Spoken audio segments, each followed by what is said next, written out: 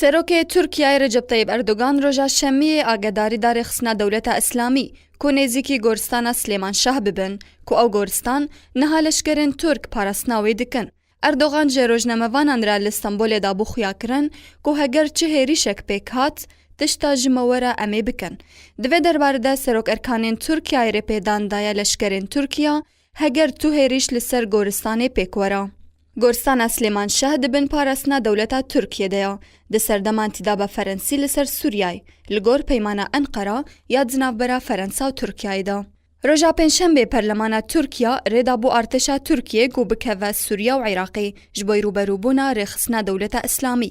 Divê derbarê de Erdogan tekezî li ser çêkirina herêmek parastî di hindirê Sûriya de dike ji bo parastina sivîlên bajarê Kobanê bikin.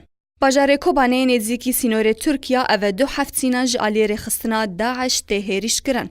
Ji aliyekê din Erdogan rexne lê Partiya Karkerên Kurdistanê PKK kir û ew wasif kirin ku tu cudabûn zinavbera wan û rêxistina DAIŞê di kiryarên wan derbarê milletê Türk de tuneya. Her wiha got, operasyona aştiyê tu carî têk naça û em dev ji Kobanê nabirdin. Ji aliyê xwe ve cîgirê Serokê Amerîka John Biden tekezî dike ku hevbendên Amerîka li Rojhilata Navîn piştgiriya rêxistina DAIŞ bi çek û ji aliyê lojistî dikin di amajeyekê bi Tirkiya û Erebistana Siûdî. Heger Tirkiya piştgiriya DAIŞ nekirba wê gelek herêm ji Sûriya û Iraqê nekirba bin destê xwe.